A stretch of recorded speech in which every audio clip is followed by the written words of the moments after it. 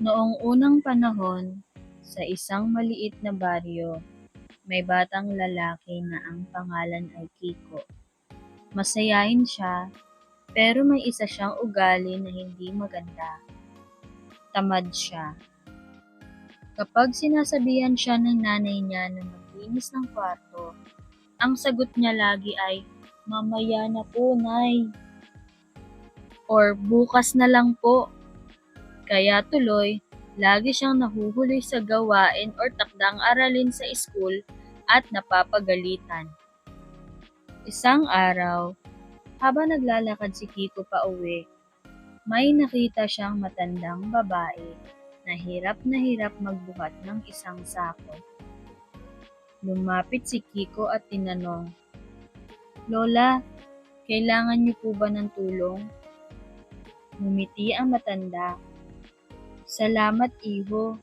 Kung maaari, tulungan mo akong dalhin ito sa aking bahay." Kahit medyo tinatamad, tinulungan pa rin ni Kiko ang matanda. Pagdating nila sa bahay, binigyan siya ng lola ng isang maliit na buto. Sabi ng lola, "Itanim mo ito at alagaan araw-araw. May matututunan ka dito." Pag-uwi ni Kiko, itinanim niya ang buto sa likod ng bahay. Ngunit, kinabukasan, tinamad siyang magdilig. "Mamaya na lang," sabi niya. Nang hapon na, nakita niyang medyo tuyo ang lupa kaya diniligan niya. Kinabukasan ulit, tinamad na naman siya. Hanggang sa lumipas ang ilang araw, walang tumutubong halaman. Nainis si Kiko. "Bakit wala? Araw-araw naman ako nagdidilig." Minsan pala. Bigla niya naalala ang sinabi ng lola, alagaan araw-araw. Kaya kinabukasan, nagpasya si Kiko na magbago. Araw-araw, gigising siya ng maaga para diligan ang tanim. Tinanggal niya ang damo, nilinis ang paligid, at binantayan ang lupa.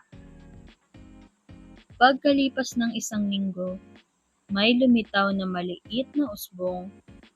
"Yehey! Tumubo rin!"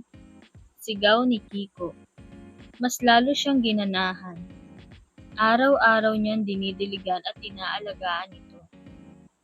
Makalipas ang isang buwan, ang maliit na tanim ay naging isang magandang puno na punong-puno ng bunga, mga prutas na kulay ginto. Tinawag ni Kiko ang kanyang nanay. "Nay, tignan niyo po oh, ang daming bunga." Kumuha sila ng isang prutas at kinain ito. Pagkagat nila, sobrang tamis at sarap. Pero ang mas nakakagulat, pagkatapos kumain, biglang nakaramdam si Kiko ng sigla at sipag. Kinabukasan, kusa siyang naglinis ng kwarto. "Nay, tapos na po akong maglinis." Nagulat naman ng nanay niya. "Ha? Ikaw ba talaga yan, Kiko?" Tumawa si Kiko. "Opo, Nay. Natutunan ko na po. Kapag ginagawa mo araw-araw ang dapat gawin, may magandang bunga." Mula noon, hindi na siya tamad.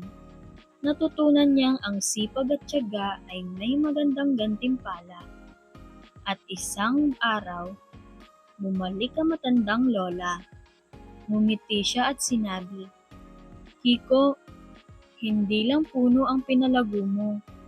Pinalugo mo rin ang iyong sarili." Aral ng kwento. Ang sipag at tiyaga ay may magandang bunga. Huwag ipagpaliban ang gawain dahil ang maliit na effort araw-araw ay malaking tagumpay sa huli.